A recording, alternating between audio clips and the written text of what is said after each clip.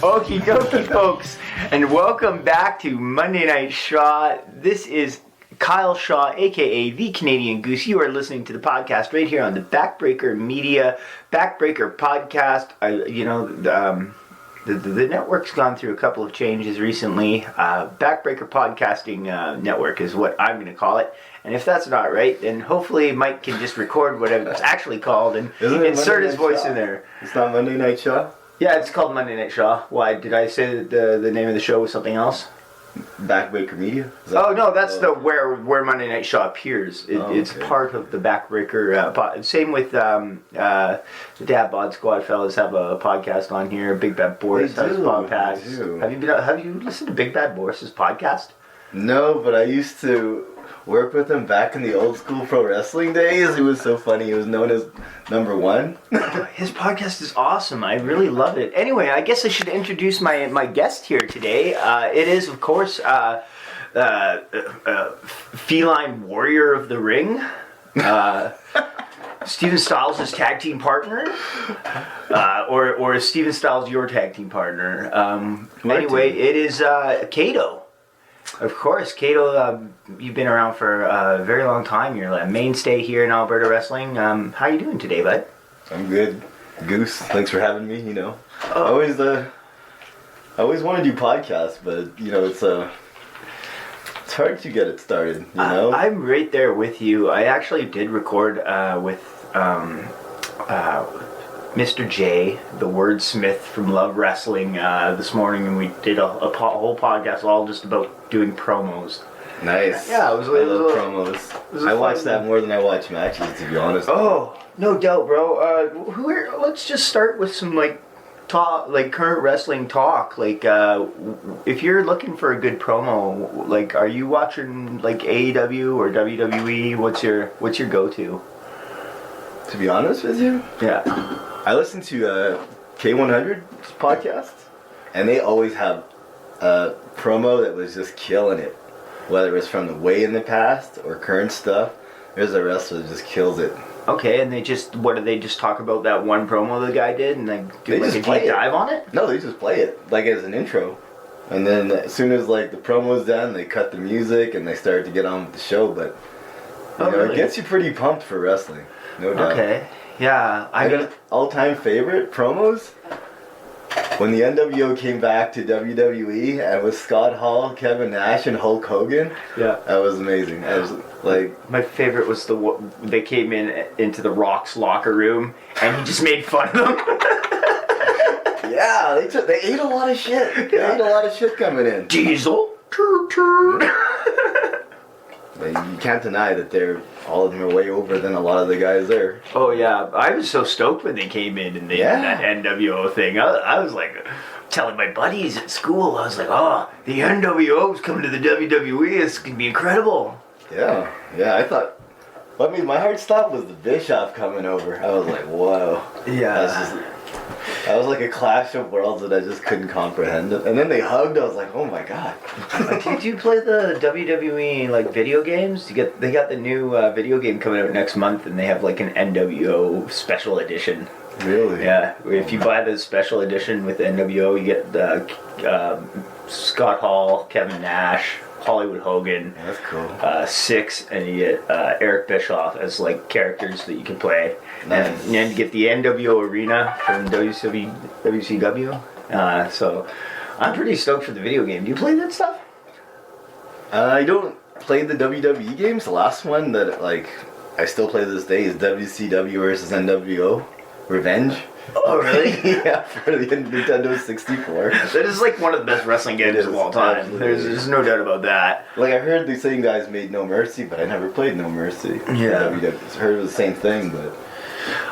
Well, No Mercy, it's pretty much the same thing, just came out a few years later, so they learned some things, and I think No Mercy is a drastic improvement upon WCW Revenge, but there's no WCW wrestlers in it except for, guys that left WCW and became WWE guys in the meantime, Guerrero and Benoit, Malenko, Perry Saturn. Well, it's crazy, when they WWE acquired them, you'd think they'd have a huge talent pool roster because WCW had at least 100 guys. At least. The WCW probably had more guys at that time than WWE did. Yeah. Just because they had, like... On the payroll, Yeah. like, it wasn't really a big deal. Which is nuts, because, like, now you think about it, like, they must have hundreds of wrestlers employed right now. Even though they like, released almost 100 guys last year, but, like... Yeah.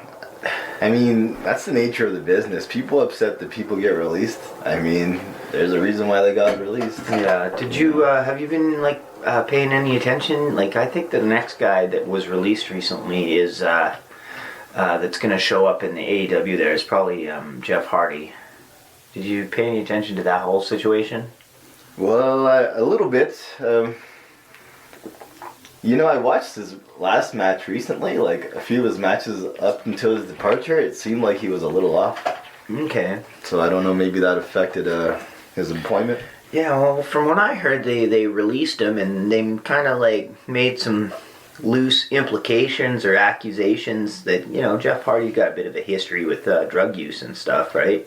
Yeah, I'm gonna be honest with you. When I saw him like get pinned within a few minutes with Sting and the TNA, I thought his career was over. Oh yeah, I thought he was done. Yeah, sure. No, I mean, I kind of like I have a pretty strong objection to going to the ring and wrestling messed up.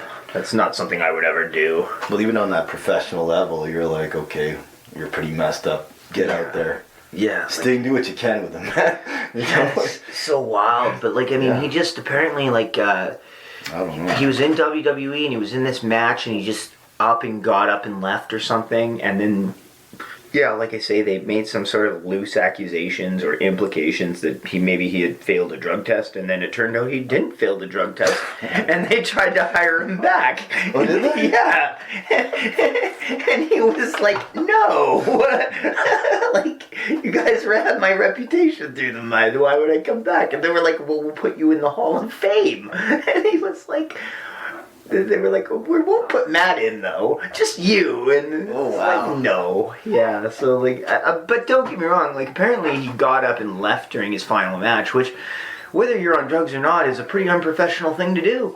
You can't just get up and leave during the middle of your match on a fucking episode of SmackDown for all things, It's been known to happen. I know Gail Kim did something like that in a Rumble. She was like, all right, I'm out of this top rope and get the hell out of here. Yeah. Austin Aries, as soon as he did the JOB, got up, give everybody the finger, and just started walking to the back. I think it was the Johnny Night. Well, or Johnny Nitro or Johnny Mundo or John Morrison. Yeah, whatever you want to call him. Yeah, Aries and him, they were wrestling. And I thought that was the most unprofessional thing, just to get up and act like that. Just get up and walk, like straight up, like he'd hit this crazy move.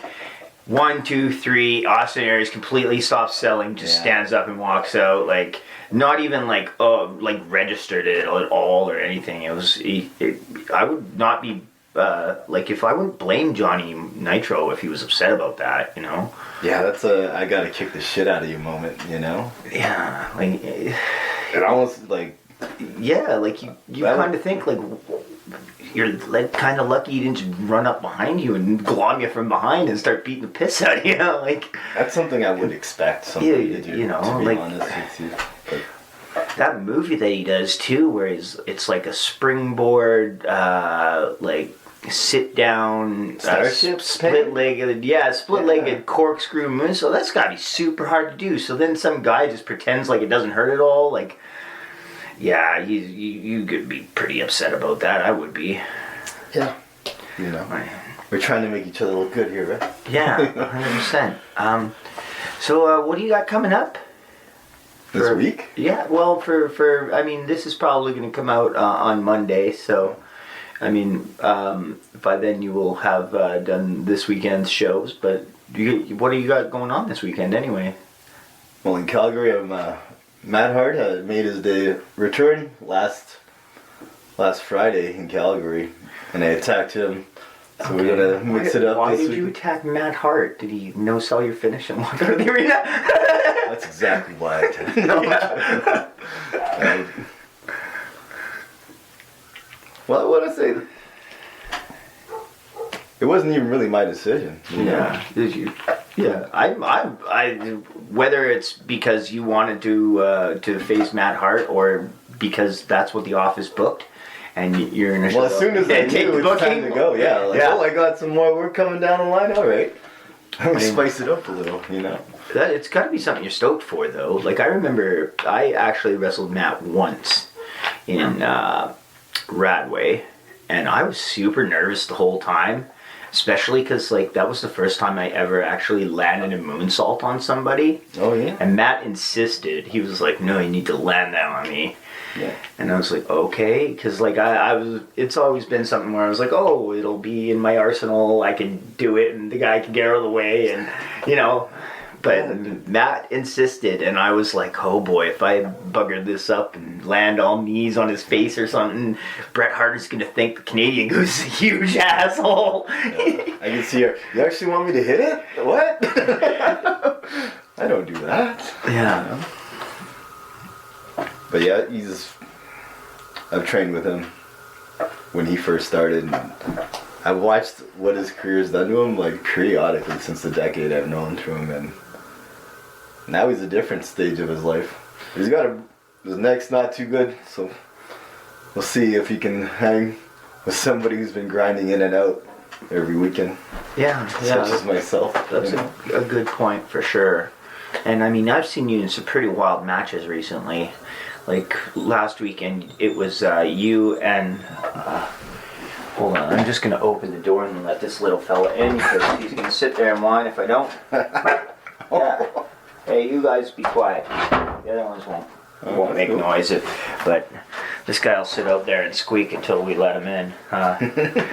Yeah, just in case you're wondering what I'm talking about, we actually, for the first time since the pandemic began, I am sitting here alongside Kato in person, and we are recording the podcast, which is really cool. And yes, my dogs did not like that I locked them out of the room here. So Kato, last weekend you were in a big match with, of course, Steven Styles, your tag partner, against Viking Lord Vince Austin and Shotgun Sid Greed. And Shotgun Sid is brand new, but you guys had like a hellacious match. There was tables and pile drivers and all kinds of crazy stuff going on. Yeah, as far as Sydney goes, I've known him since he was 8. Yeah, he's around the ring, you know. His father trained me, Tex Gaines. Shout out to Tex Gaines. Yeah. Tex Gaines is one of my favorite people in wrestling. I don't know like why, but like when we did the Force stuff, Tex Gaines always like super supportive. Like, and then of course that extension to Sid Greed as well. Like, he's taught me a whole lot of like wrestling and stuff. Like, that's one of the things I love about the Alberta wrestling scene is that it's like a big community. I've learned how to do various things in wrestling from so many different people, you know. And that's the key. You gotta keep trying new guys, you know. It's there are some times when you guys get complacent and they'll want to wrestle the same guy just because like it's easier for them, they know their stuff or whatever, but it doesn't help your career. I can understand that too, because there's a certain level of comfort that comes with, you know, I show up and it's like, oh, you're gonna wrestle against the Viking Rage, and it's like, okay, cool, solid, my, you know, 100th match against the Viking Rage. We're gonna go out, we're gonna have a lot of fun. It's not really it's not a high pressure situation, you know. And then it never is if you know the guy, right? Yeah, and then sometimes you have to wrestle somebody brand new. I've never wrestled them before, or somebody that has a really great reputation, and you're like, oh, I don't want to, you know, the pressure is on here, and I want to perform. You know? All the boys in the back said this guy was going to kill me. I don't know. That kind of thing, right? Where they'll play with you a bit. Like, oh my God, you're wrestling this guy? I don't know. Watch out for this or that. Does that happen to you too? I thought that was something they just did to me. That's something they do to rookies. Okay. Just to test their nerve. Are they gonna stick around after hearing that, or are they gonna be like, okay, game for the challenge? Yeah. They're checking to see just how hungry you are, all the time. Last year when we were doing, like, there was some kind of a tournament going on, and Squig told me he was going to make me wrestle Jason the Terrible. That bro was wild. I went to his wedding. That was wild too. Yeah, you went to Jason the Terrible's wedding? Yeah, I did. I went there with Styles actually. I think it was like in 2016. I'm not 100% sure, but no. Jason the Terrible's like a wild individual too. Were you at the show? The one we did at the some sort of sports complex with like a blow-up dome roof. And I heard Jason about the Terrible went on a blood rage. Oh my god, yeah. I heard about that, and a lot of follow came out of that, I heard a bunch of wrestlers left because of that, Yeah, some people definitely did. But like some of them have come back or are coming back. Well, there's no place to go. Let's keep it real. Yeah, it's pretty much like our RCW right now. Your other option in Alberta would be you got Can-Am and then Lethbridge, and then MPW is still doing like one show a month. Yes, shout out to Monster Pro. Yeah. Massive. You actually, did you start over at Monster Pro, or is that like, because I know you were a fixture there and you actually trained guys for a long time. Absolutely. Well, I didn't start there though. I came in there when there was this thing called the CNWA run by Vance, Nevada. Okay, yeah. Remember those times? And not specifically. I think I went to one of their shows in Red Deer. But like they were Stormbringer was on it. Yeah. I think I went to that one too actually. Anyways, what they were doing is they had a huge alliance with Lethbridge, Calgary, a lot of the promotions in Vancouver as well, like CCW, I know was in it, CWE was in it for a while. Oh, okay. All-Star, like, there was all these so promotions it was like a sharing. legit, Canadian version of the NWA or something. It was. CNWA, that's exactly what it stands for. Solid. And did you So I'm like, yo, there's work coming this way. I don't really like what I'm doing right now, so I'm going to come over to Monster Pro and maybe I can get on some shows. And what were you doing at the time that you were not enjoying, or do you just want to move past that? That was like at my first run of RCW, and it became really stressful. I hate to say it, but I just didn't know how to deal with these certain wrestling situations that you'd find yourself in, like, okay, how do I try to make it up the card or stuff like that, or how do I try to accumulate more fans, or how do I deal with these certain type of wrestlers, It always seemed like it was more, the squeeze wasn't worth the juice, is the best way to put it. Like, I'm putting in a lot of effort, it doesn't seem like any returns were coming back, so I did give wrestling a break for 4 months. Okay. I really figure out if this is what I'm doing or if this is just a hobby, and then just couldn't stay away. After a while, I just knew, okay, I gotta return. Yeah, I think Where am I gonna return? I need a place to train. Monster Pro Wrestling has a place to train. I better go there. They got a lot of work coming down. Makes sense. There's a bunch of new guys. I want to try them out.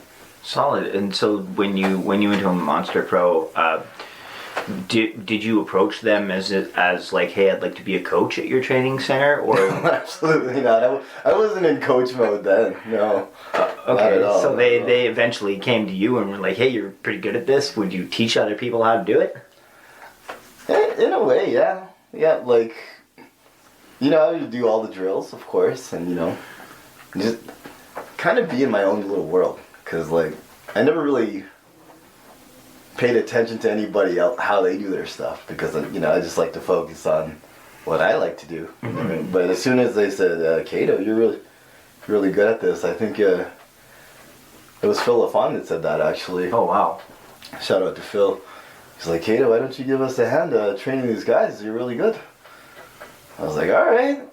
Now I'm starting to pay attention to everybody else's stuff, and I'm putting my input into what they're doing, and they're really receptive to it, which is nice, because sometimes when you give people advice and they're like, what does he know? That kind of I don't thing. understand why anyone would be like that with you. I mean, I honestly, like, I've praised you on Monday Night Shaws and other podcasts many times just because of your style of training, because like we've trained together and you've shown me some stuff, and you're always just so level-headed about it, like I don't get in the ring with you and you're like, all right, lock up, headlock, shoot off, drop down, leapfrog. You just be like, all right, lock up, headlock, shoot off, drop down, leapfrog. Well, believe me, I was that before. Like, starting off, the heart's pounding, you're trying to remember stuff, and it's not going as quick or slow as you want it to, and you know, you're kind of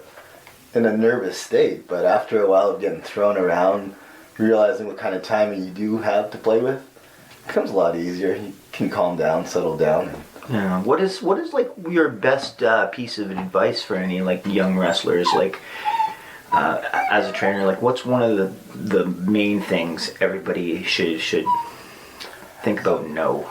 One thing I tell people is always have something to sell, whether it be a picture, a shirt, something. It's got to be something. Okay, so like me merchandise wise, not like, oh, he just hit me and now I'm gonna because everybody's happy about the moves and stuff, but nobody wants to think about the business right off the bat and like, okay, how do I make money out of this? Because a lot of the times in the beginning you're just happy to be in the ring, clear, and survive. 100%. Like, but yeah, you can get paid off of this, and that should be your focus, because this is a business. That's what we're here for. We're here to make money. Definitely the most lucrative nights of my career have always been nights where I brought and sold and was kind of like, no offense to anyone, but a little bit pushy about selling, like, hey, would you like to buy some merch? Like, to almost anybody that'll walk by, right? Yeah. And then for myself, I'm outside of wrestling, I don't talk to strangers. You know, I don't try to sell myself to anybody. No. You know, I just mind my own business. But as soon as you're in the wrestling environment, it's a business mind frame you got to be in. You know, where there's another move to make always, and you can't just be comfortable and relax with what you got. You got to want more. Yeah. All the time. That's. I can see that. I mean, like, I'm not trying to get too personal here, but I feel like I've just come out of like the really like horrible depression, and now all I want to do is wrestle as much as I can. Yeah, it helps me it helps like deal with what you got going on. You know, it kind of just centers you, if you will. Yeah. The madness centers you. I don't know what it is, but I just like. I was just feeling horribly depressed, and then last week come on, you're gonna have to go if you're not gonna be quiet, all right? She was adding to the like emotion right there. Yeah, he knew I was sad. My dog knew I was depressed. But like I say, like I had kind of put my. Because I sustained a bunch of injuries and stuff, so I had been going to training less frequently. Never did I just completely stop going, but I went less frequently. And then last Thursday, while I was there, you know, I don't know, something just went off, and I was like, this is just so fun. I love being here. I love the people that are here with me, and you know, like you form some pretty strong bonds with the other. Your comrades in wrestling, you know, whether they be arch rivals or tag team partners, you know. There have been times when I've been like not in the best moods, and I'll come to camp and everybody greets you with a handshake and a smile and say, "What's up, bro?" Yeah. You know, that is enough alone to like, okay, I'm snapping out of this kind of like funk that I'm in. Now I'm ready. I'm feeling a little more feisty, feeling better, you know. I mean, like, people are encouraging you, like, wrestling training is vigorous and taxing on a person. So like, when I'm hitting the ropes, and you know, we're doing this like 100 times, and you know, I'm at like number 30 here. I'm starting to get real winded, but I got my buddies there going, "Come on, you can do it," you know, like, keep it up, you're doing good. And, like, it's just such a uplifting like thing, you know. Yeah, growing up, I was not used to being cheered is a foreign concept to me. Oh, really? Were you primarily a heel when you were coming up in wrestling? Just in life in general, like you were a heel in life. Having people, like a group of people saying, "Yeah, you can do it. Go for it." You know, we believe in you. Yeah. Did not hear that until I got into wrestling, so it kind of caught me off guard, and I felt a little awkward at first. I'm like, oh, these people actually care that I'm being successful or something, or doing something half decent. Okay, well, it gives me a chance or the strength to push on. Yeah. You know? What do you consider like your measure for success in wrestling these days? Like, is it how much money you make? Is it how many championship belts you accumulate? How long you get to be out in front of the crowd on any given weekend? Like, personally, I feel like whoever makes the most money is the person that's most over. I believe those things are related. I mean, the exact opposite of that is having, okay, let's say what's considered a 5-star match and getting paid very little for it. I mean, that to me doesn't compute. I'd rather have a shitty match and get paid a shitload of money for it. You know what I'm saying?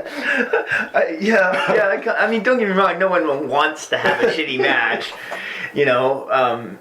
Unless you're just real sadistic and you're just ribbing the shit out of the audience, I guess. But sometimes some wrestlers, like, they'll play a little bit like that, you know, to amuse themselves, which is dangerous territory. If you're wrestling in that ring to amuse yourself, yeah, it's not going to work out for you. You're going to end up doing something stupid, and it's going to get you out of the business. That's how I see it. Yeah, you can't be going, like, especially if you're like taking liberties with people, like putting their safety at jeopardy just so you can look cool. Yeah, like that's not something I appreciate. It's tolerated to a degree. Yeah, right? You know? Yeah. I mean, of course, like there's always going to be a little bit of leeway and stuff, but like, yeah, if you're out there and then you're causing problems and hurting the people and stuff, and that's especially if you're hurting people. Yeah. Like, well, you know, I do believe in wrestling karma. If you do something that's out of pocket, out of line, the wrestling gods will pay you back. Yeah, for sure. I've watched it. I watched wrestling universe gods check people's egos all the time. Yeah. Yeah. Can you give us any like examples? I don't want to be too specific because I'm still in this game. Fair enough. You don't want the karma to come by you. Eat Kato. Yeah. Okay, for example, 2 wrestlers get into it on Facebook. They're commenting back and forth. You're this and that. You're this and that. Wrestling Universe gods will put them together in a match, which is the exact opposite thing they probably did not want to happen. Like, I've seen that. Yeah, I mean, I believe that if that was like the thing, it's probably the promoter saw the back and forth going on and was like, oh, it'll be funny if I put these two, make them have this awkward situation. And yeah, like, that's when it comes full circle. All that shit you're talking to, this guy you're working with now, good luck with that match. Yeah. You know? I like.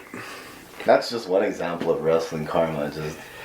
That's a weird situation too, because like, I don't know. I've kind of resigned to the fact that there's not much use in chirping people on Facebook as a wrestler. Like, well, it's the young guys that do it because they want to promote themselves, but they're not really going about it the right way. Yeah, I just, like, I don't see, like, Facebook doesn't seem like a good place to, like, further your angle when you're just, like, in the comment section. Like, I don't think enough people see it to you know, the people in the crowd aren't going to be at the show watching your match and going, oh, he said that to him on Facebook, right? Like, it's possible. Maybe if they got, like, a lot of followers or something, but I don't know. I've always figured that if you're going to talk some trash to somebody, you might as well turn your camera on and cut a promo, rather than try to type it out and make the wrestling fans read it, you know? Oh, yeah, absolutely. That's the cutting a vignette / promo. That's how we do it in pro wrestling. It isn't a comment section thing, you know? Yeah, I always figured that video is better than text when it comes to that sort of thing, because you don't get any context with when you're just reading it. Yeah. Like, so, like, if I wrote a paragraph, like there's 5 or 6 different ways you could read it. You know, maybe you read it in an inflection, and maybe it'll that's be taken all the wrong it is. way all the Inflection. time. It's all like around, yeah, somebody could take it the wrong way, and like you meant it nicely, but they just read it in a snooty voice in their head, and then suddenly you're heel to them, right? Like, well, the worst is when you didn't even really mean it, and then it turned into something that now you do mean, and it's, oh yeah, what do they call it? Working yourself into a shoot. It happens, you know. I have seen situations and heard of situations where like a guy will go off on another guy and then privately message him and be like, "Hey, bro, I'm just working," you know. Yeah. Like, I mean, that's probably the most professional thing to do. If you're working. I mean, I think I've even made that mistake a while ago, and that's why I learned like not to chirp people on Facebook. It just doesn't seem productive. No, but like, yeah, I think there was one time where when I was really, really like new in wrestling, and I was chirping back and forth with the Black Cobra. Who's that? Katana. Oh, Katana. Shout out to Katana. Yeah. So we were just I was just chirping him online and stuff. And then I messaged him to be like, "Hey man, I'm just you know." I was working at Angle, bro. Yeah, yeah, like I didn't mean any of this. It's just wrestling stuff or whatever. And the flip side of it is, yeah, right, bro. When I see you, I'm gonna see you. You know, that kind of thing. Like, you said some shit about my kids and my fucking, well, you know, like stuff like that, right? There's a certain line. Yeah, there is definitely a line you don't want to cross for sure. Nobody knows the line. You know? Who knows what he went through and what triggers whatever wrestler, right? You don't know. Another big crazy match I saw you in recently happened in Grand Prairie, and you wrestled Kevy Chevy in a hardcore match, which was impromptu. Early, like before that day, you were not scheduled to wrestle in a hardcore match against Kevy Chevy, were you? Wasn't it changed so that it became you and him? Well, it's like what we were talking about earlier. They were telling this young guy, "Yo, this bro's gonna kill you, bro. You sure you want to go out there? He's gonna fucking murder you, bro." Is that what happened? That's what I heard. Oh wow, I didn't know that. And so his original opponent was like, "Yeah, I can't. I'm sorry. I'm feeling sick. I can't make it." That's what I heard. Maybe it's not true or not true, but it goes back to what we were talking about earlier, that you can psychologically psych somebody out before. Yeah, well, at the show. But you guys, like you guys went all over the building, brawling. Like one of did he smash you with a Christmas tree? There was a back body drop on the bar. Yeah. And then of course the big finish was you guys both toppled off the top of a scaffold onto a table in the ring, and it was a total botchamania.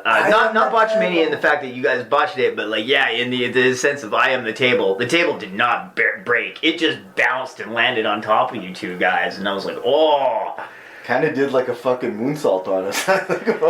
Yeah, this is the most dexterous table I've ever seen. Well, that's what happens when you just catch the edge. It just flips, and you're catching the other end of that. A table doing moonsaults. It's like one of I heard Teddy Hart trained his cats how to do moonsaults. He did. Did he train you how to do a moonsault? Are you the first cat he trained how to moonsault? He did. I was like, I remember we went to BJ's gym, and he's like, "Kid, I'm gonna show you how to do a moonsault." I'm like, I don't know. I don't really do that stuff. I've just been learning how to chain wrestle and doing the basics. But he said, "No, get up there. It'll be all right." Mm-hmm. And what he did is he put his hand right where my lower back was. And he said, "Go." I went, and he would guide me through. Nice. Yeah, it was. After that, I'm like, "Whoa, okay, that's not so bad." Yeah, moonsaults are this interesting move to me. It's probably the most devastating move I have in my arsenal. Is a moonsault. And yeah, it can be devastating to yourself too, because some guys, they don't flip right, and you're going on top of your head. I'm pretty sure that happened to a few guys that have tried it. I have seen that happen. I heard that Lance Archer recently on AEW ate some landed on his head on a moonsault a little while ago, and he actually just returned, so I'm happy he returned. But my cousin sent me the video, and I was like, I'm not watching a video of some guy wiping out on a moonsault, because I do them like almost every 2 weeks here.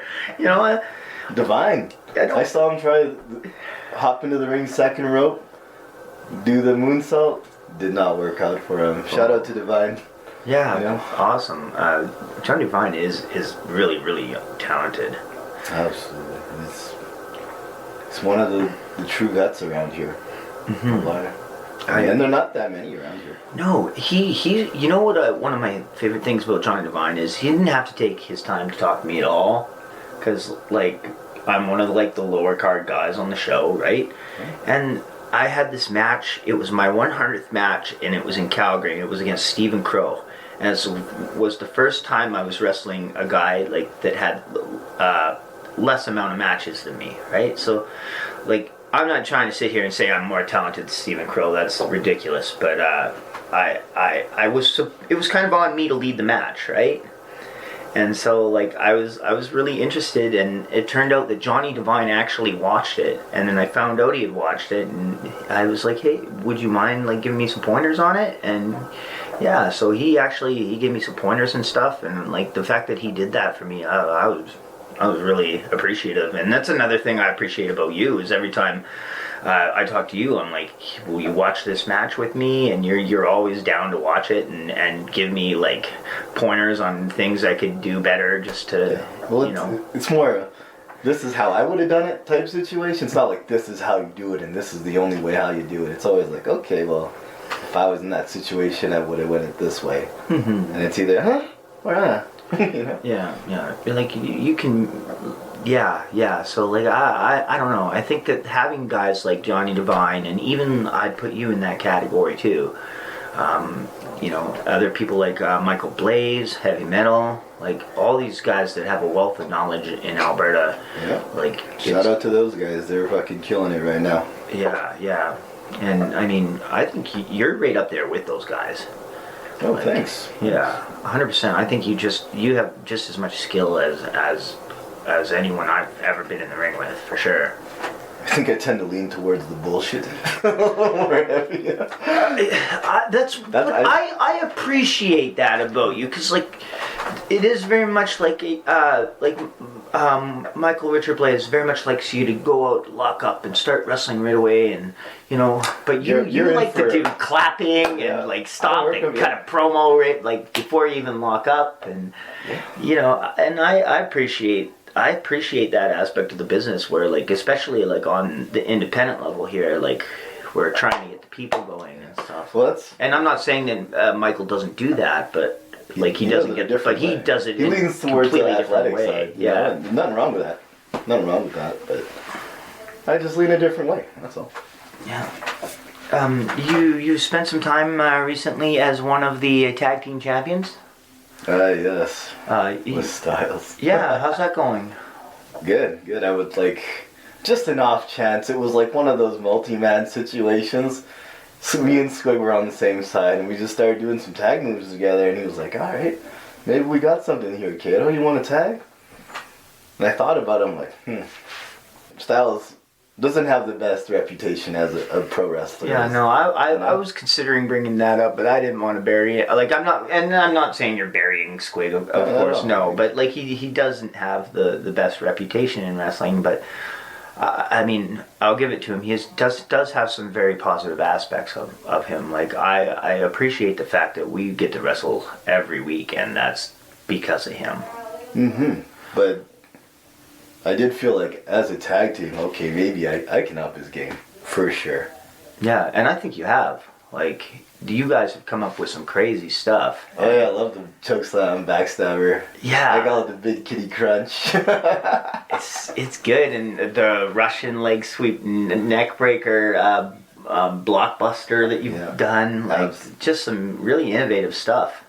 Yeah, and just, when you, the best way I always found to like make tag team moves, I'll take whatever he likes to do, and I'll take whatever I like to do, and then I'll mix it up that way, and then it just seems a little more organic since he does that anyway. Like there was one where I do a stunner top rope, and he likes to do a clothesline. You know, I'm like, okay, let's just put that together. Yeah, okay, so you run up the rope and you do the crazy jumping stunner, and then the guy like sells up and is just wobbly, and then Squig comes over and clotheslines him. Yeah, Hansen style. You know, try to take his head off and stuff. But. Nice. I actually got to team up with him a few times recently too, and I enjoyed it. You know, it was fun. You know. Well, I was there.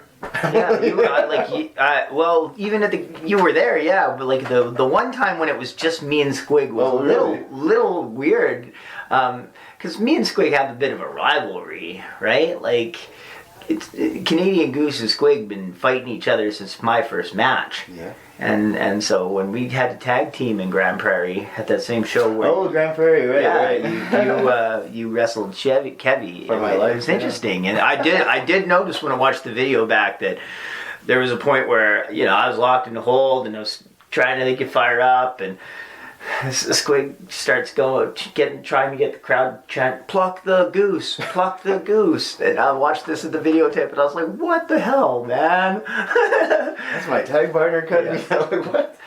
But then, I got to come and go and team with both you and Squig in a 6-man in Radway against Viking Raid, Vince Austin. Richter, yeah. Yeah, and Dean Richter. That was a good time. And then we did the big 8-man tag that actually happened on my birthday.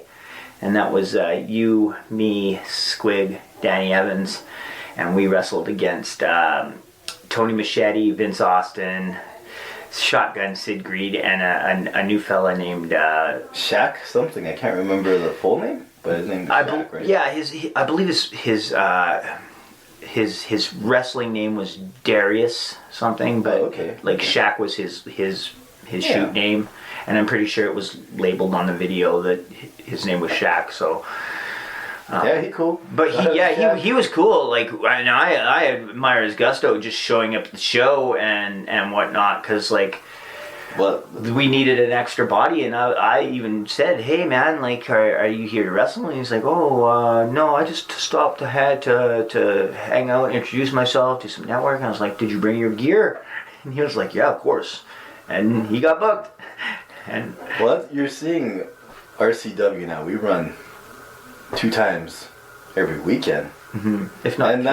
that's a wrestler's dream, and so you're seeing guys from other parts of the country that may be locked down, maybe in a different restriction situation. They're coming here now and they're trying to stake a claim as well. So the competition is just a little more fierce for a spot because you got people from all over trying to get in now. Yeah, and if they look like $1 million, act like $1 million, they might be taking somebody's spot. Yeah, no, I really enjoyed wrestling with him, and like I was completely like I wasn't familiar with him, but I could kind of tell just by the way he looked, because he was put together. He had, he had a good look. Like, he was a muscular dude. He had professionally made wrestling gear. Yeah. So you kind of knew that he had a head on his shoulders, and so you expect people to take it seriously. Yeah. Well, if you guys are just treating it like a hobby, and it clearly shows, it's not the same type of approach to a match, Yeah, I hear ya. But so we did that one, and that one was a whole lot of fun. At least I thought it was. Other stuff though, I think we just mentioned that because RCW is running twice a week. I think we should, like, it bears mentioning, and maybe Squig would not like us to bring it up, but Can-Am Wrestling is also doing weekly shows right now. I don't know their schedule. No, have you not talked to them at all about, like, maybe doing their show as well as our show? No, I think twice a week is good enough for me. I'm not like anything more than that yet. I think it's, for me anyway. Yeah, pushing it a little. Like, twice is good for me. But I do think it is good for the fans that they have so many options in Alberta right now. If you want to watch wrestling on the weekend, it's happening somewhere in Alberta. Yeah, it sure is. I mean, even throughout the whole, like, lockdown, like, pandemic thing, you can only have 50 people, there's a show. Only 100 people, there's a show, Like, nothing stopped. Yeah, it was wild. It was, and even when we was like, They were checking your temperature to see if you're like, you're not sick. there is times where it was like you were allowed even less than that, and we were doing I don't know if you were even part of that. We did empty arena shows. No, I didn't do one of those, but I was there for a taping anyway. Oh, okay, yeah. I thought it was really interesting, but very challenging.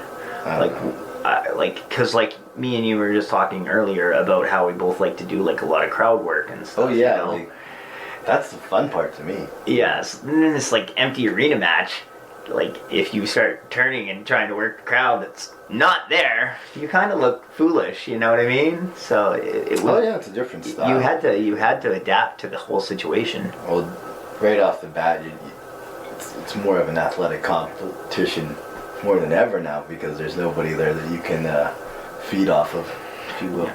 Yeah. Which was it was fun in its own right, but I always prefer. I would much rather wrestle in front of people than. Well, I did want to try like the fucking That's okay. the cinematic stuff, you know. Like when I first started seeing some compound shit, I'm like, okay, I don't know about this, but it slowly turned to me, you know. And you start seeing some Bray Wyatt fucking Funhouse stuff. Is that what it was called? Yeah, I think he had like the Fun House or the Swamp, the Swamp match. Whatever you want to call There's the Boneyard match with the Undertaker. Right. I did want to explore that a little because I thought that was.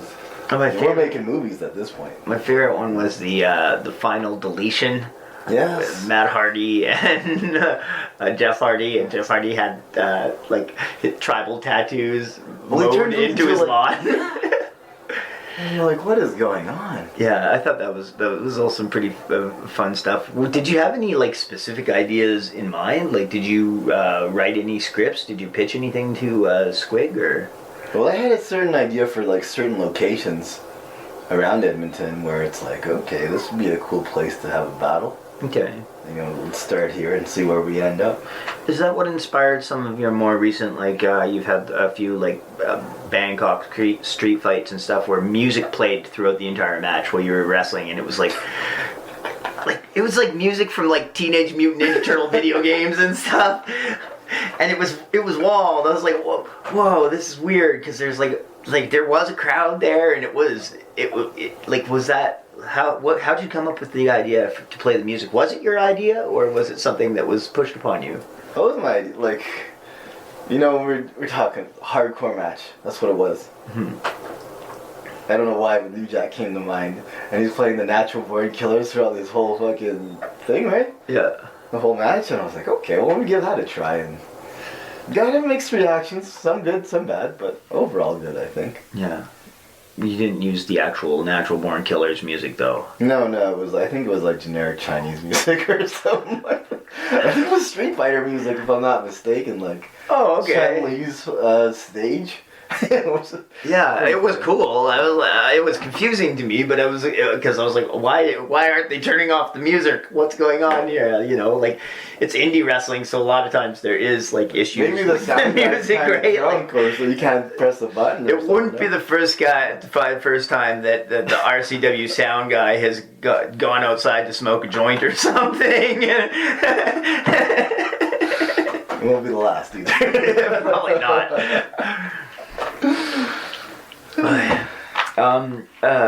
I brought up earlier too about when I was talking about Ted Hart, when I mentioned him. Shout out to Ted Hart. Yeah. He's my mentor for a year. Yeah, he's kind of got he's like we talked about Squig's reputation. Teddy kind of has a reputation going on right now too. Yeah, he does. I mean, I think it's more of a sexual nature now. Like, is it? I think so. I hear he's in trouble with that kind of stuff. You know. Yeah. I don't know what it is, so I can't comment on that. You know. No, and we're not trying to like bury people here or anything. But no, yeah, like, nothing like that. If you're at the same time, if he's done some horrible stuff, he probably should accost or account for that. But he got you some pretty cool bookings. Oh yeah, absolutely. And there was one video I saw last year. Hawk put it up on his Facebook, and it was you, and you were wrestling in New Jersey, and it was you and Hawk in like a 6-way match, and then the other 4 wrestlers just happened to be like Adam Cole, I think Selena Del Sol, or what's it, Kalisto? Yeah. That's his wrestling Manny, name now. shout out to Manny. And then And Adam Cole. was it Brian XL? Was he one of the Yeah, guys? Brian XL was in there. And then there was one other fella, I don't remember who that was. See my Ion. Oh yeah, and he's gone on to become Joaquin Phoenix in WWE right now. So like He's what? What? he's one of the Legado El Fantasmo guys. Oh, nice. Yeah, he's Well, that's great. yeah, he's with Raul Mendoza, their tag team, and then they team up with I can't remember he used to be Phantasmo or Phantasma, but yeah. El Phantasmo from Vancouver. Is that who you're No. Okay. I wish I could come up with his name off the top of my head, but it's a 3-man like lucha libre group almost in NXT. There's a pretty big deal, but like for you to be in a match against Adam Cole, Kalisto, who like all those guys went on to WWE, and Brian XL, like he maybe didn't go to WWE, but he's a good. pretty famous good. indie guy for sure. Absolutely. How did that all come about, and what was it like? Well, Ted was booked with these guys naturally, and he's like, of course, wanted to come along.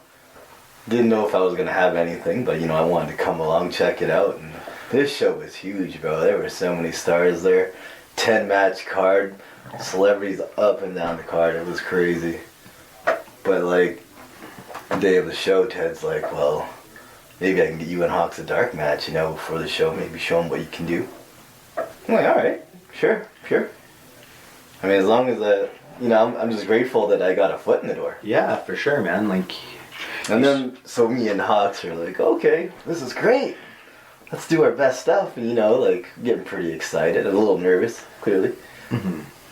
And then like maybe like a couple hours, yeah, they're gonna put you in a match with all these guys, and I don't know these guys, to be honest with you. Like, yeah, like it was before Adam Cole ever went to WWE or anything, right? Yeah, like, it was. And Ring of Honor, they don't really put their stuff out there like for free. Mm-hmm. Which is where I try to look for all my stuff. yeah. And then like the budget is tight as a young wrestler for sure. Yeah, so it didn't dawn on me till after the match who these guys were, and they were all really, really good. Okay, so were you put in the match like earlier on in the evening? Like, did you have a chance to go in and talk to the guys about the match and what was going to happen and that sort of stuff, or was it like just like? Because, like, I watched the video, and it kind of seems like, oh, we're also adding these 2 extra guys. Like, it was kind of weird, because, like, you could tell that the ring announcer has no idea who the fuck you guys are. Absolutely. I'm pretty sure he announces you as, like, Ted Hart's hitman. Yeah. And it was like students or whatever, right? Mm-hmm. So did you guys, like, was that the situation? Like, you just... The 4 guys were in the ring and you got sent out there to just jump in and try and make it work? No, I got a little time to figure out what they're all about. Okay, so like just the ring announcer wasn't on the ball, or wasn't aware that you sound guy wasn't on the ball. There's no music for me, no nothing. Oh really? Yeah. Like, oh, and here's this guy. He's coming out. And I'm like, oh, okay. Well, it's going down. And they were. It wasn't really a positive reception, I don't think, because they didn't know me from anybody. Yeah, right. I was just another wrestler. But that was one hell of a match, I will say. I mean, it blows my mind what these guys are capable of. Yeah, it's gotta be. See their careers take off. I'm like, wow, that was a very special moment in my life.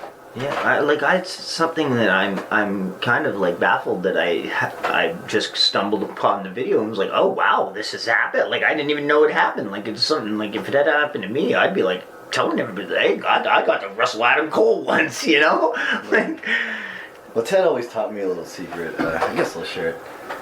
you never want to put yourself over. You want the guy beside you putting yourself over because it seems more credible that way. Like, I can tell you how great I am. And you're like, yeah. But if you hear from 5 other guys, yeah, that guy's fucking, he's a shit. Now it holds a little more weight. And I always thought, that's a good way to... The word of mouth is a serious way to up your stock. Definitely a good point. I mean, it's probably not a good idea to go around bragging to people. Like, humility is pretty valuable asset in wrestling, because I don't think it's something that everybody is equipped with. It's even weird to say, like, I know you don't know this, but I'm kind of a big deal. Yeah, you know, I beat up Adam Cole. You gonna tell me your win-loss record next? Yeah. You know, what the fuck? How many championships you hold? Because has anything like that ever happened to you? Where you're talking to a guy and they just go off and try to tell you how great they are? That happened to me, not in wrestling, but I was my regular line of work. Some band member was saying the same thing to me when I had to check him at the door. I don't have my ID, but I'm kind of a big deal, you know? What? Yeah, I played here. Yeah, that's great, bro, but I gotta see that ID, bro. You know? And that's why Axl Rose couldn't get into the building that night. Yeah. And that's why he walked on. But yeah, it's I'm not that way to promote myself that way. Yeah, I hear you. There it is. I think the closest I come is when Squig brought in Jeff Jarrett, and he kind of just made fun of me for a long time, and then he was like, "Don't you know how many times I was the WCW World Champion?" And I'm like, "No lap nuts." yeah, literally. And I was like, "No, I'm sorry," you know. He was 5 times. Yeah. Oh, he was. Yeah. That's a crazy story, but like it is. Yeah, I wasn't there for that one. It's a cherished moment for me. Yeah. Like Jeff Jarrett spent a half hour making fun of me.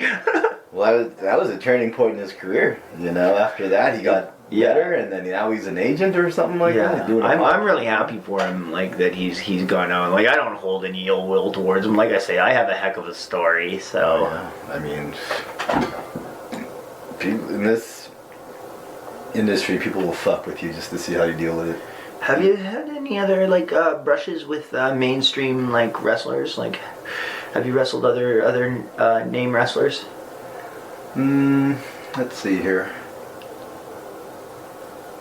Well, for a time, my first run in RCW, Ted would constantly get guys to come down, but I think the very last time was with me, triple threat, me, Kalisto, and Ted.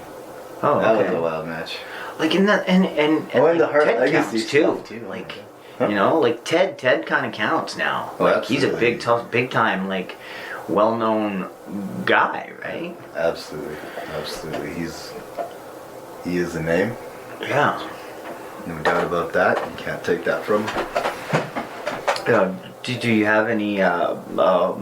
Is there anyone particular that if you had the opportunity to wrestle, you'd really like to? Like, is there anyone that's like a dream match for you? Yeah. There's a few that stand in my head. Right at the top of my list, like, could possibly happen since he's actually active. Probably RVD. Oh, solid. Oh yeah, I'd love to take him on. Because we could do like a whole fucking blood sport thing. You know what I'm saying?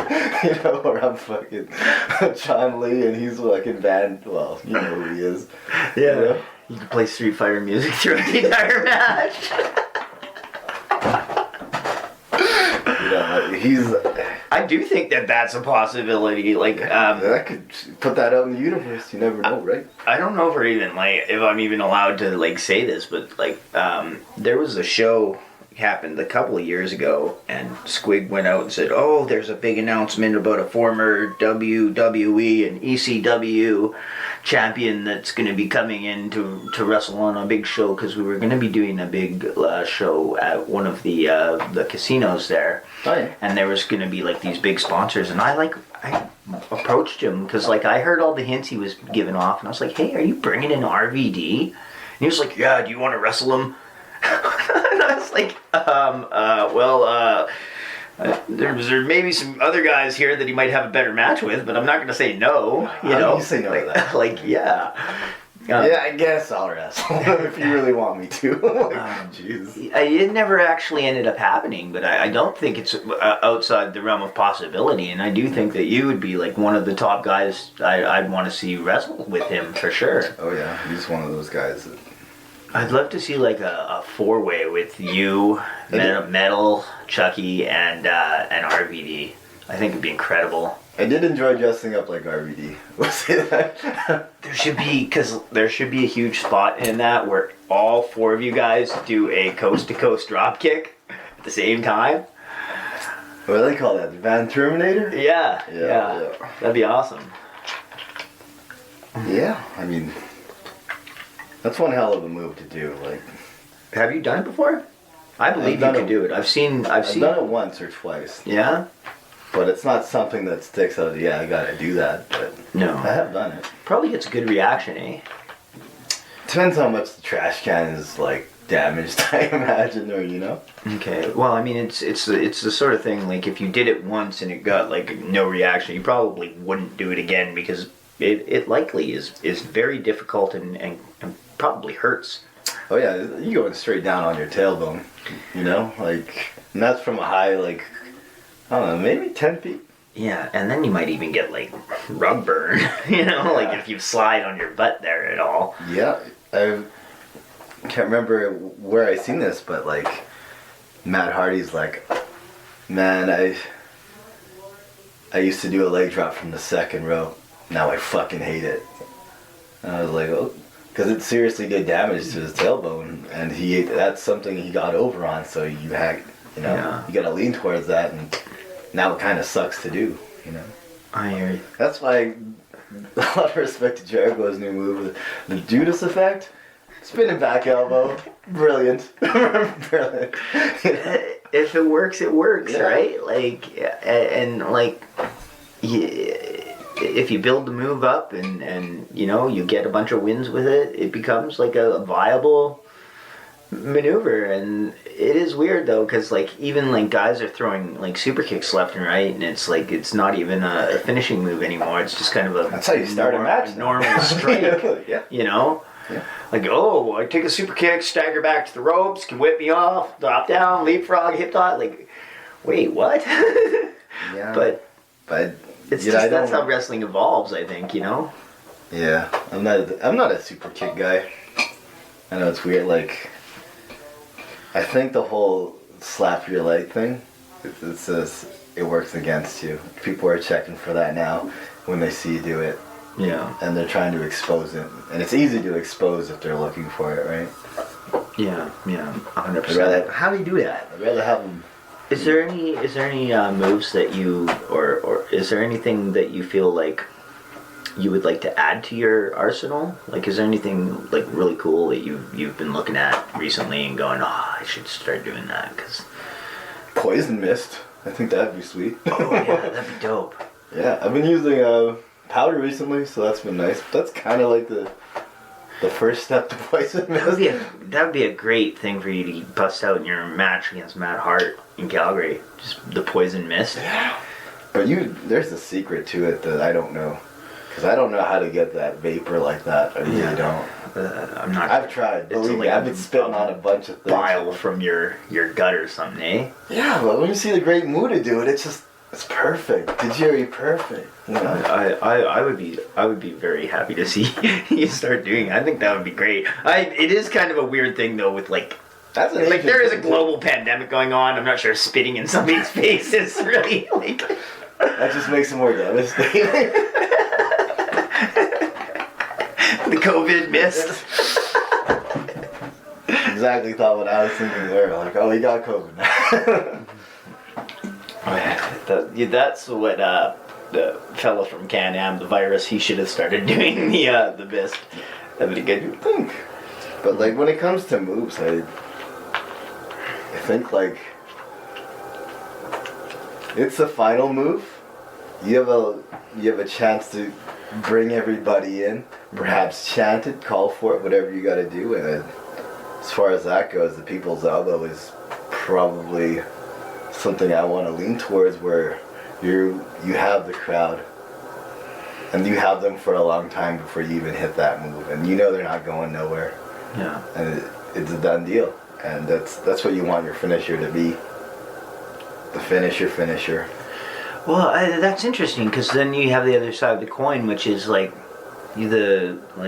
that's the philosophy I kind of subscribe to with my finishing move, the Sister Abigail, but also like Randy Orton with the RKO. He just hits it out of nowhere. It's over in an instant, you know?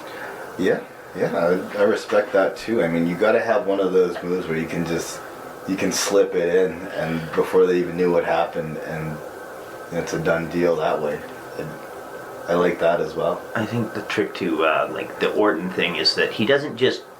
Sometimes he doesn't just nail it out of nowhere. He builds up to it and he snakes around on the ground. Exactly. And you see like, oh, it's coming, knows, right? Yeah. Like the anticipation builds, and that's where you get the payoff. Yeah. Like the constant climax. I think that's like one of the greatest things about wrestling is when you can build an anticipation for something and then either deliver on it or completely subvert it, you know? Yeah, I mean it's got to look like a struggle and less like a dance, you know? Yeah. I mean there's a fine line, clearly, but when it just looks like somebody's just clearly thinking of the next move while they're just doing a move. Mm-hmm. It's not interesting to watch to me. What are you most invested in the current product? Like, what are you watching these days? What's lighting your world on fire? I always keep in touch with the current news. Yeah. More than anything, as far as storylines go, I hate to say it, but they're not really existent right now. It's more about the moves these days. Yeah. And that's a shame, because I do feel like the story of building vignettes, attacking people out of the ring, you know, kind of like building it up in such a way where you want, like, the promo packages when you'd see a match, amazing in WWE. Yeah. And you're like, okay, this is what, like, Booker T and Edge were fighting over a shampoo commercial. And I thought that was just brilliant, because they would build up, no, I'm getting the commercial, you know? And they're kind of undercutting each other until it finally culminates to something, right? Yeah. Whereas right now it's okay, this guy is in it. Everybody likes him, so let's put him with this guy. And I am looking forward to a couple of the big stories that have come out recently. Is that Cody Rhodes may be on his way back to WWE, and then Stone Cold Steve Austin is going to wrestle at WrestleMania this year. I am appreciating MJF's like little memes about it, where he's like putting glue on the chair that he broke down on the throne on the first show. You see that one? No, I didn't, but I would like to. I think MJF is fantastic. Instead of the sledgehammer, he's got like this Gorilla Glue. It's just gluing the chair together. And what was that other one where I think Shawn Michaels and Triple H had him in like a Boston Crab / fucking Camel Clutch gimmick? They had MJF? No, they had Cody Rhodes in that. Okay. Legit. Like that was must have been in an actual match. But and I just like... I think the catch was good luck with working with those guys again or whatever. Right? Yeah. I mean, I do kind of like feel like maybe the WWE acts like they're gonna like bury Cody, and then they swerve it some way, because like I think it would get so much heat if Cody Rhodes showed up as Stardust on his first appearance. Well, I have to believe during the negotiations, it's like no Stardust ever, no dust, nothing. Really? Like, see, I don't know. Like, if I was him, like, I'm pretty being sure Stardust looks like it would have been a lot of fun. I think that's what made him leave, to be honest with you. Yeah. Because if you notice, Cody Rhodes, he always had he'd freshen himself up, dashing Cody Rhodes. Then he had like this broken mask thing, and then he was doing something else after that, but I can't remember. But he always kept himself like where you'd see him in a different perspective, where you'd be interested in what he's doing next, you know. Mm-hmm. And I think that's great. So he didn't want to do the. I don't believe he wanted to do the Stardust forever, which is what they kind of had. Yeah, they didn't have any for plans for him to not do that anymore. Yeah, you're just gonna be with Goldust and do that. I mean, that's got to be a little like, well, I don't want to do that. Yeah. And it takes a lot of balls to say, I'm leaving. You know? Yeah, especially like. There's no AEW. There's no. It's all indies at a not a high level. And like, where else are you gonna make that kind of money in wrestling? Yeah. Like. But turns out he made a lot more money. You know. Good on him, and I hope that having just recently re-signed that they honestly I do hope they let him do what he wants. And I don't want them to force him to do stuff he doesn't want. But I just think it would get a lot of heat because everybody knows he never wanted to be Stardust. If they made it look like, oh, they're gonna make him do this, and then he was like, no, rebellious about it, you know. Well, it's a constant struggle. Okay, you're coming to a new company. Are they going to repackage you, or are they going to go with what got you over? Yeah. Is that going to get you over here? I mean, those are all things that need to be considered. Yeah. And sometimes I wonder with a lot of the wrestlers that have established themselves as their own character, if they're going to go for like a completely different haul of their character, such as Karrion Kross. I mean, it's probably not the best move to put a helmet on him and, you know, totally contradict the kind of character he had going on. Yeah, it was weird. Sometimes it does work. He showed up on an episode of Raw once and wrestled Jeff Hardy and lost in like 3 minutes, and it was like, wait, isn't this guy supposed to be the next big killer of the from NXT, like the next big killer indie dude that's just gonna come in and mow people down? He just lost to Jeff Hardy, who's like, you know. Like, I'm not trying to shit on Jeff Hardy. Like, Jeff Hardy is fucking capable of being an awesome main eventer, but like we discussed earlier, there's some issues and stuff. And like at that time, you were like, oh, Jeff Hardy is like a undercard, mid-card dude, and this guy just came in and got basically his ass handed to him. You know, it was a little weird.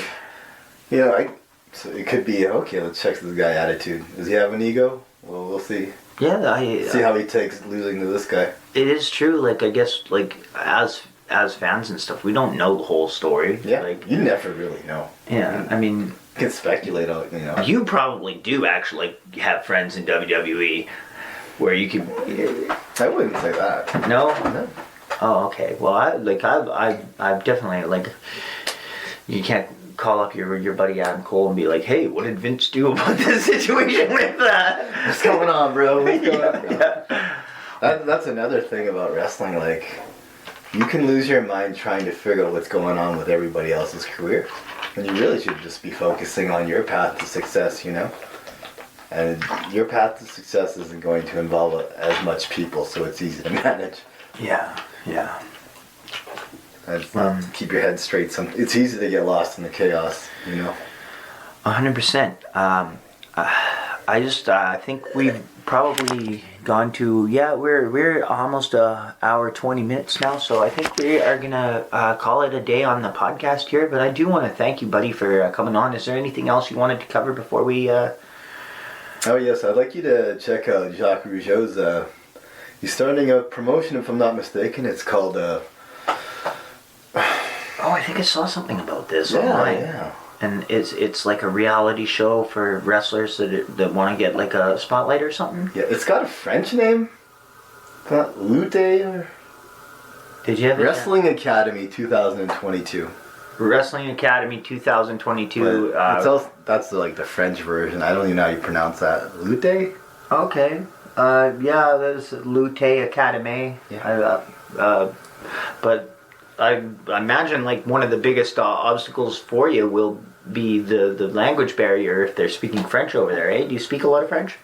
No, I don't. I actually got kicked out of my French class and I never came back. Oh, okay. That was like 2 classes in. But you survived training in Mexico, right? I did. Like you've been all over North America. Have you wrestled in like Britain or Japan or anywhere like that? No, just just in the Jersey and Mexico, just North America, I should say. You know, Was Mexico difficult? Was it like a Spanish speaking? Because it's a Spanish speaking country. Is there English speaking folks there too, or was it just, you know? Because like you weren't there by yourself. There were some other Canadian wrestlers on that Mexican circuit with you, right? oh yeah, I got to meet a lot of the cruiserweights from WCW. It was real, so sweet. Ruined with Psychosis. Shout out to Nicho. Nice. So, And he would, like, thank you for listening regularly to Monday Night Shaw Psychosis. I really appreciate it. I got to know him well, and he helped me out. Like, clearly spoke English, and you know, he kind of helped me figure some things out. Along as everybody there, Conan, Silver King, Fabi Apache. I think his name, the Apache guy. He's passed away now. Rest in peace. But he was a great teacher as well. Chessman. I mean, I could go on with all the names, but So the language barrier wasn't really that much of a barrier for you. not really. Not when you're going there to fucking throw people around. You know, you're not talking too much anyway. What was the like? I mean, I know we've I said we were gonna wrap this up, but I just like what was the biggest challenge about wrestling in Mexico and training in Mexico? This is how they train you. They'll line you up. First, 2 seasoned guys, you do what they do. As soon as they're done their thing, the next 2 guys go. And if you weren't paying attention, or you screwed something up, back of the line. It could be the first move you screwed up, back of the line. Okay. And I thought, okay, this is fucking serious, because they're not giving you time to learn. You better fucking start picking it up. So is it like the drill is designed to just like 2 guys go in and they run a spot, and then you go in and you have to run the same spot? Mm-hmm. And These are very athletic spots with a lot of moves put in. And if you just miss one thing, then back of the line. And then if you don't miss anything, do you like graduate and get to go have a drink of water, or? They'll clap for you. Oh, okay. I mean, they'll encourage you since you did good. Yeah. And even like I would assume probably a few people do end up going to the back of the line. Oh yeah, I went to the back of the line lots. Yeah, like that's just how you get better, is by making mistakes and whatnot. And I imagine that. Well, if you make too many, they're like, okay, maybe this isn't for you. Yeah, and obviously if you look like, you know, total dog shit, or if you're hurting people, that's gonna be an issue. But like. Yeah. Quick tip out there: if they call suplex in Mexico, it's actually an arm drag. Oh, what? Really? Yeah. I did not know that. And it's probably the other way, like the other side of your body, right? Like I'm not trying to kill the magic, but generally in Canada, US, we always work on the left arm of our opponent, and then in Mexico it's kind of reversed, and everybody works on the right arm. Yeah, and it's, you know, I've seen like a lot of situations where guys will go into like a new place or a new territory, and like, well, I do it this way, so I'm gonna do it this way, and everybody's in the camp like, well, if you do it that way, do that way somewhere else, because we all do it this way here. You know? But this is what we're teaching, and you. If you want to come here and learn with us, then you came here to learn, not tell us how you do shit. Yeah, like when we come up to Canada, you can show us how to throw the left arm drag. Yeah, and then it's like, what I wonder what how do you call a suplex in Mexico? Because like if you call a suplex, the guy's expecting you to arm drag him, like. Probably, I'm guessing you just shoot it in. But I don't know if you notice in Mexico, they don't bump. Yeah, I think they have like a different style of ring. It's got a lot less give. It's much more dangerous to take flat back bumps. Absolutely, that's why they don't do it there. Shoulder rolls, it's all shoulder rolls, arm drags. Until like there's the done deal stuff, then you'll start seeing it. But you're not seeing people get bumped around in that ring a lot. So you probably, if you did suplex a guy, you might be like, the guy might like, hey, what the fuck, you know? That's what I did. He called suplex, I gave him a suplex. Guy got straight back up, lifted me on my back, fucking soccer ball kicked my back, full force. Oh, And I was like, yo, what the fuck? You called suplex, right? I was like, yeah. Doing the arm drag motion. I'm like, what the fuck? Like, that was a tough lesson. I did. That was a tough pill to swallow. I think I heard that suplex are called brainbuster in Japan. Like if a guy calls a brainbuster to you in Japan, it means he's going to give you a suplex. So I don't know. Like when you look at a brainbuster, they're not lifting you over; they're dropping you straight down. You know, so that's a different move to me. I mean, that's what I would expect too. I watch these videos online. It's Mike Quackenbush, Till We Make It. And he just talks about various ways to help like young wrestlers learn things and stuff. And one of the videos he covers was how to wrestle in Mexico and Japan and stuff. And he was talking about how he's very moves have different names and stuff. Yeah, I listened to a few of his. Very insightful. I definitely encourage any rookie out there to start listening to what he's got to say because he makes some very good points. Yeah, I am very big fan of his videos, and I try to watch them whenever they come out because the knowledge is just really great, you know. Same with Bob Johnson. He has like the Wrestle Life. That's designed to he's got like a whole program. It's like an online program, and it's got things on there about how to travel and how to produce merchandise and how to make money in wrestling different various ways and stuff. Yeah, this is all like you can go and sign up and stuff. I actually had Bob Johnson on the podcast once. He's probably the most famous wrestler I've ever had on here. And his stuff is good too. But like, there's some pretty good resources online for just tips on helping you wrestle. Like I would not recommend anyone go online, watch all these videos, and then show up at a show and be like, "Hey, I'm ready to work." That's not a good idea. Like, go get actual wrestling training. But still, like the videos do have a wealth of knowledge. Yes, they do, and they're more for the guys that are seasoned. That are like, okay, I've been through the paces. What's the next step? Okay, this advice is going to serve me, rather than somebody who's fresh, super fresh. They're not really gonna get the concept of that because they really haven't made it to that level. Yeah, so, there's stuff that goes over my head for sure. I like I say with the Quackenbush, I recommend his videos. I mean, I know that there was some allegations levied against him and stuff, but I wasn't there. I don't know. I have a hard time judging people for stuff like that, unless it's like really egregious. You weren't there. Yeah. You don't really know. Yeah. Maybe you did, maybe you didn't. I don't know. I mean, if he can teach me about wrestling, then I'll listen to what he has to say. Yeah, I'm pretty sure it's like I don't need to take love life advice from the guy, but I'd happily sit there and listen to him talk about wrestling because he's been wrestling for 30 years and he knows what he's talking about, Yeah. Alrighty. Anyway, Kato, is there anything you want to just say right before we go? Follow me on Instagram, Kato the Luchador. I appreciate it if you follow me. Trying to get my name out there. Always looking for bookings, trying to get out there. Yep, and then check out the Lutte Academy there, the Jacques Rougeau thing. Jacques Rougeau, we just recently had PCO in. Were they like a tag team in WWE? Was that? Yeah, they're actually even brothers, to be honest with you. Jacques Rougeau and PCO are brothers? Yeah. Oh, I had no idea. Oh, wow. I figured they were, I thought that they were the Quebecers, but I wasn't sure if that was just, there. I know wasn't there another Rougeau fella as well?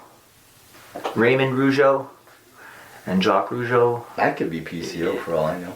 Oh, okay. Let me double Because check. PCO, I think, is Pierre Carl Ouellette. But he was at the show recently. Did you talk to him? Yeah, I drove him to the airport. Oh yeah, was he cool? Yeah, he's one thing that really amazed me is his drive. Yeah. He's still at his age, and for all he's done, he's still in the mindset, I've got a lot to do still, and I'm fucking getting it. He's killing it, man. Like I've seen him do like some crazy like Canadian destroyers on the apron and stuff. It's like, this is nuts. Like, if he had done that stuff back in WWE in like 1994, he'd be the most famous wrestler of all time right now. Like pile drivers in general, I don't like. No. You're playing with somebody's life a little too much for my liking. I don't play with I don't do pile drivers either, but I've taken quite a few of them. Just the irony of that all here. Yeah. I've almost every time I wrestle with Vince Austin, take a pile driver. Yeah. But anyway, this has been Monday Night Show, kind of a like a low key, chilled out edition. I want to thank everyone for joining me, especially Kato here. Thanks for having me, Goose. Yeah, 100%. And if you do, like I say, if you do have the opportunity to get out and see Kato wrestle live, I highly recommend that.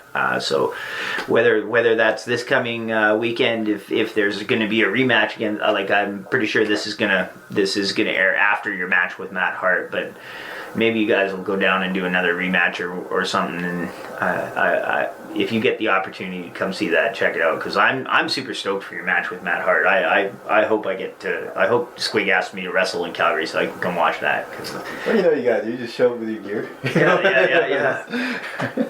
It's a good idea. I'm here, Squig. Made the 3-hour drive. Yeah. Alrighty. Okay, thank you very much, buddy, and I will hopefully we'll get some more action with you. This is a Monday Night Show.